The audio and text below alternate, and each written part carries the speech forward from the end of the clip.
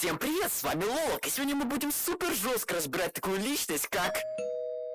Так, стоп, кто это ко мне приехал?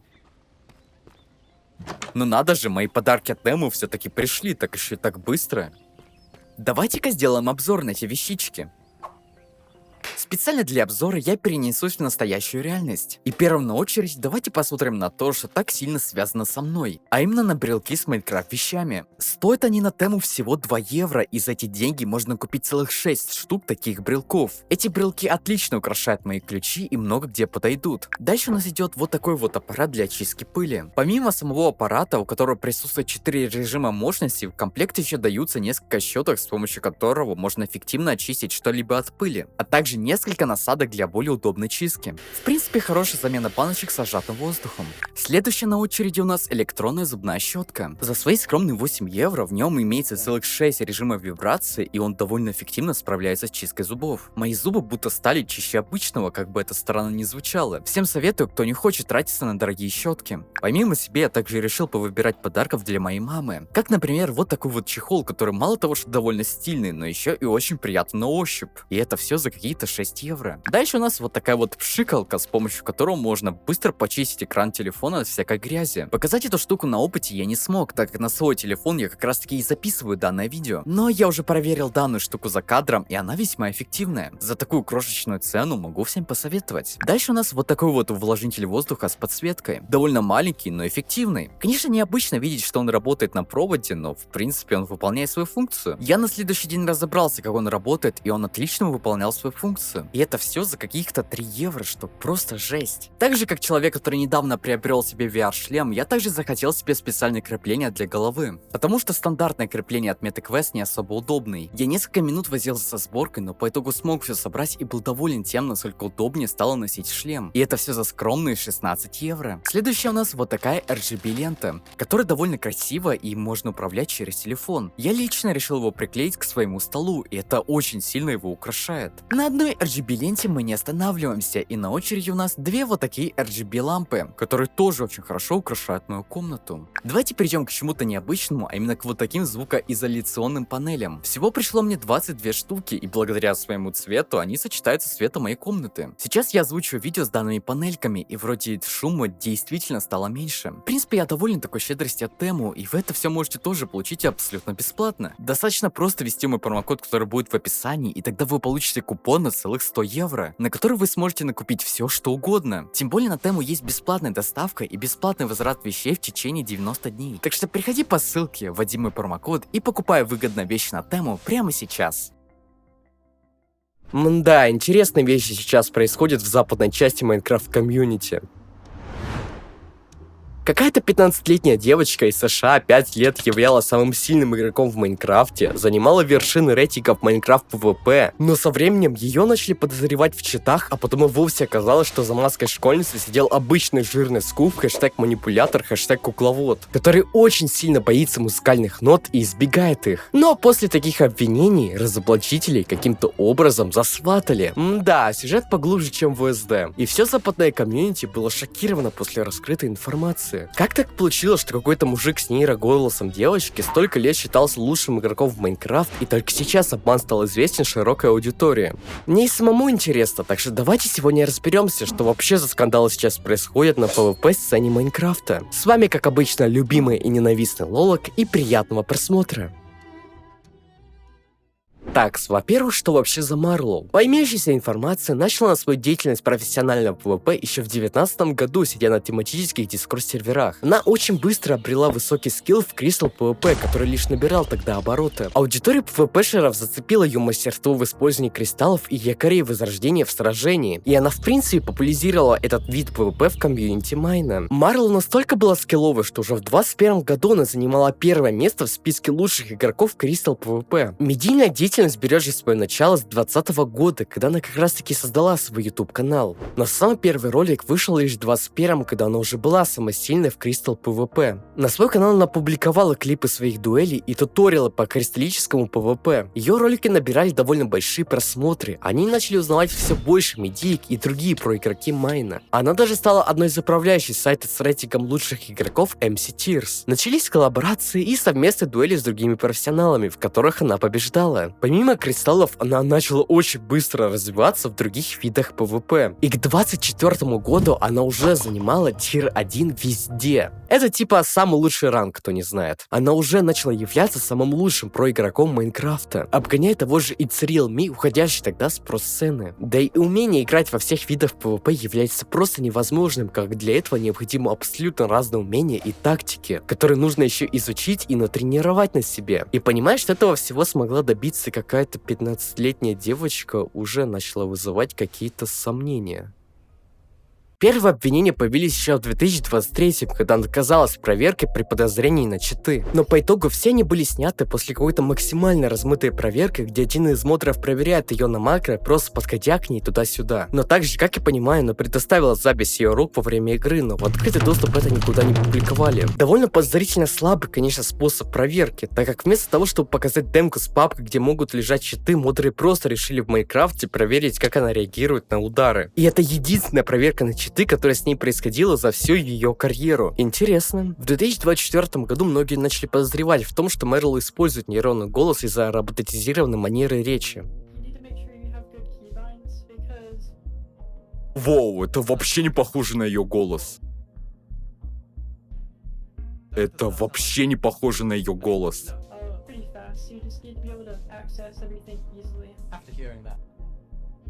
Звучит странно, подождите. Звучит совсем неестественно.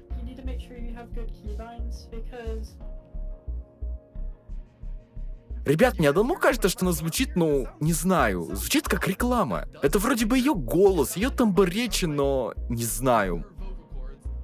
Может, я давно ее голос не слышал? Это похоже на voice changer. Это действительно звучит так, ну, звучит как нейронка. Ну, блин, это вообще не ее голос. Она звучит как нейросеть.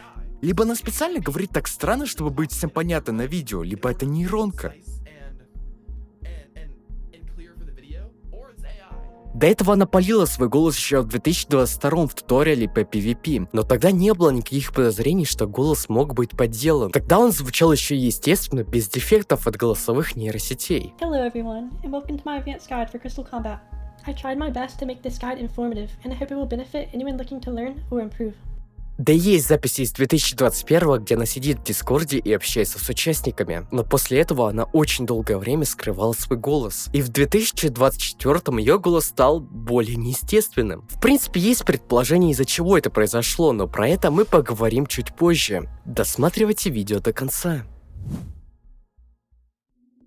В мае 2024 года на канале некого Зая выходит 6-минутное разоблачение Марлоу, в котором раскрывается интересная информация, что все это время по ту сторону экрана находился не тот человек, про которого мы все это время думали, а именно то, что все это время Марлоу был Danger Mario. По найденной мной информации, Danger Mario — это один из старых и скандальных игроков на сервере 2B2T, который известен своими навыками, манипуляциями и использованием читов. Он основал сервер PvP Club, благодаря которому на данный момент и строится рейтинг в MC Tears. С 2019 по 2020 он полностью пропадает с интернета, удалив все видео со своего канала и передав права на сервер своему другу. Как раз таки в этот период на свет появляется Марлоу. Подозрения появились из-за множества сходств Марлоу с Danger Mario. Начиная от косвенных, к примеру, то, что они оба раскладывают вещи в ходбаре по одной и той же тактике, или то, что они оба поставили себе черный большой курсор на ПК, заканчивая абсолютно одинаковыми комплектующими в компьютере. Это было первое действительно крупное разоблачение на нее в то время. И тогда Марлоу выпустил ответное 2-часовое видео с историей ее травли и попытки разрушить ее карьеру ложными обвинениями в PvP-комьюнити из-за зависти. Ролик, кстати, тоже был озвучен подозрительно роботизированным голосом, но Марлоу это оправдала своим акцентом. Как раз таки она и обвинила данного Зай в том, что он состоит в группе людей под названием Puppet Masters, занимающейся массовым распространением дезинформации в ее сторону, по типу обвинения в доксиге, доведения до Роскомнадзора и обвинений в PDF. Занимаются они этим, чтобы выгнать ее полностью из общества и поставить лидера в Crystal PvP действительно достойного человека. Ну, короче, Марлоу не место в медийке. Где-то я это уже видел. Доказательством, что она не является Danger Mario, она предоставила скриншоты сообщений с травлей со стороны клана, в котором состоял Danger Mario, а также неуместно от них сообщения по типу, чтобы Марлоу сразилась с ним. В обвинении про курсор она лишь ответила, что это стандартный курсор Windows, и это всего лишь совпадение. А схожие характеристики это специально подделано Danger Mario. Хотя ролик Марио вышел в 2020-2021 году, а своих характеристики она спалила в 22-м. Про хатбар она также ответила, что Дэджер Марио поделал их специально, и что до ее роликов у нее был совершенно другой хатбар. И все это сделано для того, чтобы можно было обвинить Марлу в некачественной цензуре и сказать, что на все это время была мужиком с маской анонимуса. Доказательства были весьма размытыми. Но этого было достаточно, чтобы PvP комьюнити Майна снова встала на сторону Марлоу. Тем более, что последующих ответов от Puppet Masters не последовало, а кто-то даже удалил свои каналы. Так что в тот момент Марлоу действительно спасла свою репутацию, но надолго ли это?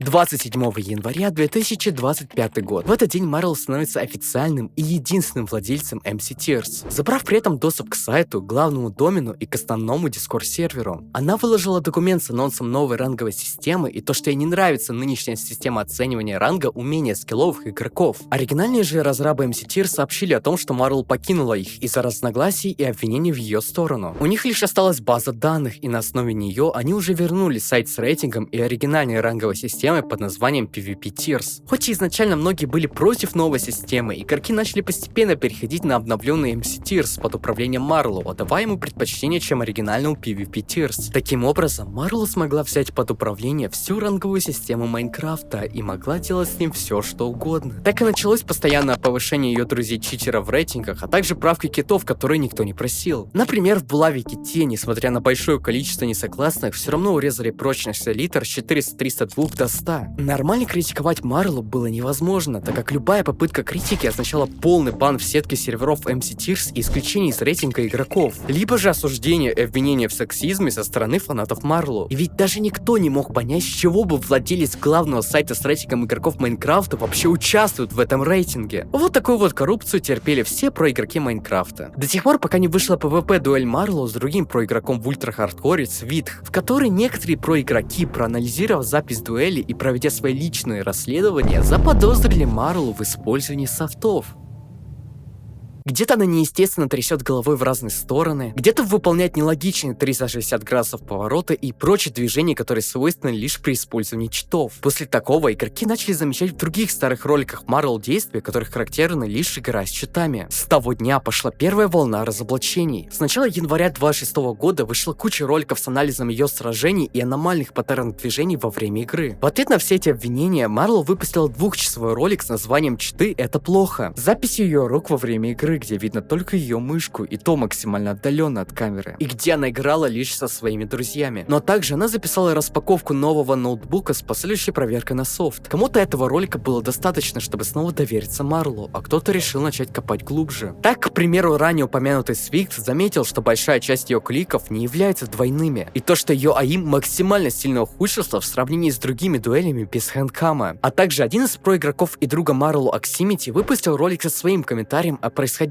на про-сцене Майнкрафта, где все так же затронул тему Марлоу, ее подозрения в читах, коррупции в MC Tears и ее подозрительно нейронный голос. Причем Марлоу прокомментировал этот ролик, написав про то, как же много вранья здесь и как же она это все разберет в дальнейшем. Но потом она этот комментарий удалила. В данную историю резко появляется персонаж под ником Ревун, выпустив 12 февраля свой ролик с глубокими доказательствами в использовании софтов со стороны Марлоу, в котором помимо ранее упомянутого ухудшения АИМа, он еще и посчитал подозрительным ее огромную чувствительность 2000 DPI. Он опросил скилловых игроков из других игр, и они сказали, что Марл использует AIM Assist. А также он позвал профессионального аимера, чтобы он испытал себя на такой же чувствительности. И даже он не смог так же идеально смотреть на цель, как это вытворяет Марл в 15 лет. Помимо этого, он доказал, что Марл использует макросы, так как ее каждое действие выполняется раз в одинаковое количество кадров. И некоторые ее действия настолько быстрые, что человечески невозможно выполнить. А с ее мембранной клавиатурой, имеющей большую задержку, так тем более. На этом начинается новая волна разоблачений, но Ревун на этом не остановился и решил устроить интервью с самой Марлоу, которая первым делом начала отрицать свой нейронный голос, говоря, насколько же это тупые обвинения. При этом она до последнего начала избегать разговора в Voice с Ревуном. Но по итогу она все-таки пошла в Voice, и я даже не знаю, что сказать. К слову, я в 2023-м очень сильно увлекался голосовыми нейросетями по типу Совет SVC, а после RVC, и даже пробовал создавать свои голосовые модели, чтобы в дальнейшем говорить с ними в реальном времени, и троллить этим своих знакомых в Дискорде. Так что я разбираюсь в голосовых моделях и знаю, о чем говорю. Во время разговора с Марлоу очень хорошо слышна задержка между фразами. There. Can you hear me? So why do you think I'm AI? Yo, what do you want me to say?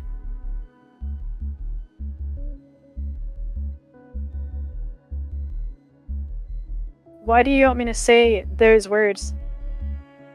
Okay.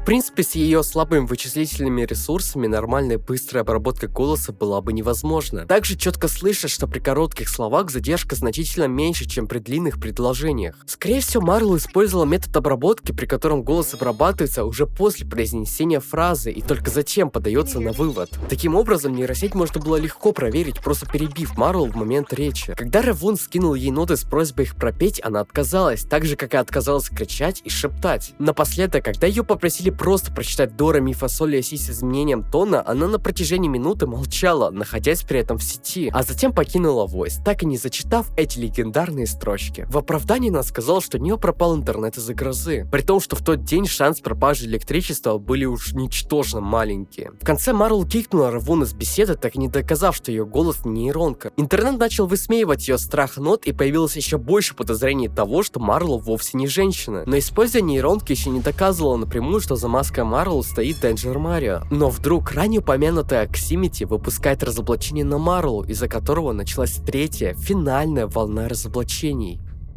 В нем Аксимити рассказывает, как ему один человек написал о том, что у него есть неопровержимые доказательства, что Марлоу — это Danger Mario. А именно переписка в Телеграме, в котором собеседника как раз таки и называют Danger Mario. В нем он рассказывает о желании управлять всем сообществом PvP Майнкрафта и о планах натренировать голосовую модель Марлоу. А также в этих переписках шло обсуждение о будущем ролике Марлоу по PvP комьюнити за 6 месяцев до его выхода, скинув примерно его превью и сценарий. У Danger Mario изначально был достаточно высокий голос, благодаря чему он и мог выдавать себя за девушку. Но когда его голос начал ломаться, он перешел на нейронку. Все это время Danger Mario активно манипулировал Minecraft PvP комьюнити в целях получения власти над всем сообществом и ради личного заработка. Разоблачение от Аксимити шокировало всех, кто столько лет верил Марлоу, начиная от подписчиков, заканчивая друзьями и знакомыми. Я на протяжении 5 лет общался с ненастоящим человеком. Просто... я не могу в это поверить. Я не такой человек, которым можно легко манипулировать или обмануть. Я вчера стримил и не хотел смотреть ролик с доказательствами, что она читерит, потому что эти доказательства были такими тупыми. А клипы, где Марлоу разговаривает с нейронкой, звучат очень естественно. И я не знаю, сделала ли она это специально, чтобы выдать это как проф или типа того. Не знаю. Но все, что было сказано в ролике, это правда. Марлоу не лучший PvP-шер. Она больше не состоит в рейтинге, и ее забанили на Discord-сервере. Спустя несколько дней Аксимити сообщает о том, что его сватнули, и запускает 6-минутный стрим с комментированием данной ситуации и то, как его заебало Minecraft комьюнити. Я не знаю, что делать, ребят. Я просто не знаю. Это просто пи***ц. Я просто не знаю, что можно сказать. Блин, я так заебался от этого Майнкрафт комьюнити, честное слово. Постоянно какая-то хуйня происходит. Я не знаю, что будет дальше, но это, скорее всего, последнее, что вы от меня услышите в интернете. Знаете, я обычно не придаю таким вещам какое-либо значение, но сейчас я просто хочу, чтобы вы меня поняли. Вы же знаете, какие проблемы с семьей я столкнулся за последний год. И надо же было, блин, в такой неподходящий момент устроить такую хуйню, когда я только-только вернулся на YouTube. Это реально пи***ц. Кто не в курсе, меня только что сватнули. На моих родителей направили около 10 стволов и надели наручники. Они только проснулись, а вокруг них полиция. Они обошли всех соседей и тоже их разбудили, вы понимаете? Я просто хочу, чтобы вы меня поняли. Вы, возможно, натыкались на ролики со сватингом стримеров, где к ним приезжает полиция, с ним спокойно разговаривают, и все хорошо заканчивается. Лишь вначале бывает страшно. Но я хочу, чтобы вы меня поняли. Мне 17 лет, и у меня было столько проблем с семьей, и это все одновременно занимаясь контентом. Я с детства мечтал этим заниматься. Я пытаюсь дальше заниматься контентом, но это бесполезно. Спустя время он этот стрим удаляет. Несложно было догадаться, кого первым делом заподозрили в произошедшем. Значит, Марлоу все это время была выдуманной личностью, и Зай еще 2 года назад был прав, но ему и никто не поверил? Или все-таки все иначе?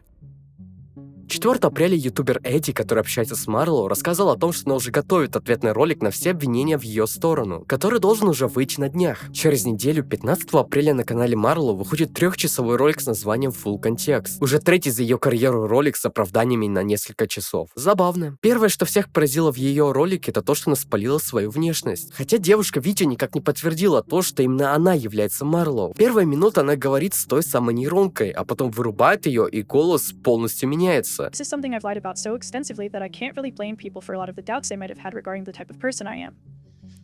I'm going to be talking in my normal voice for the rest of the introduction, but most importantly, I wanted to explain why I was using an AI voice and why I lied about doing so. В ролике она призналась в использовании нейронок для подмены голоса. Причиной она назвала гиперопеку в юном возрасте, из-за которого ей запрещали сидеть в соцсетях. Поэтому она пыталась менять манеру общения, когда она с кем-то разговаривает в интернете. Но когда ее голос начал ломаться, ей стало сложно разговаривать так, как она привыкла, она решила перейти на нейронку. Сомнительное, конечно, оправдание, но допустим. Также она призналась в том, что ролик с нарезками ее лучших сражений намеренно постановочный для лучшего вау-эффекта. И она признала, что до последнего это скрывала. Также она рассказала про то, что Аксимити состоял в группе доксеров и угрожал сватом неугодным людям. Аксимити про это, кстати, не скрывает, он напрямую рассказывал об этом в своих роликах и то, как его пытались отменить за это. Но в итоге его простили, когда он создал новый канал. Однако Марлоу утверждает, что он по сей день продолжает этим заниматься и все еще представляет угрозу. Но еще Марлоу попытался опровергнуть те самые переписки с Телеграма, назвав их фейком, так как тот аккаунт создан в 2025-м. А содержание переписки, связанной с будущим роликом, это то, что Марлоу обсуждала с самим Аксимити в Дискорде. Она ему в том числе скидывала примерно будущее превью для ролика. И Марлоу подозревает в том, что ее однажды взломали, и взломщики получили все содержимое той переписки. Дальше Марлоу снова нейронным голосом рассказывает как раз-таки про обвинения в коррупции, в краже MC Tears и прочего. Но я честно скажу, я не хочу это сейчас разбирать. Но те, кто уже посмотрел полностью ее ответку, утверждают, что она ничего не доказала по итогу.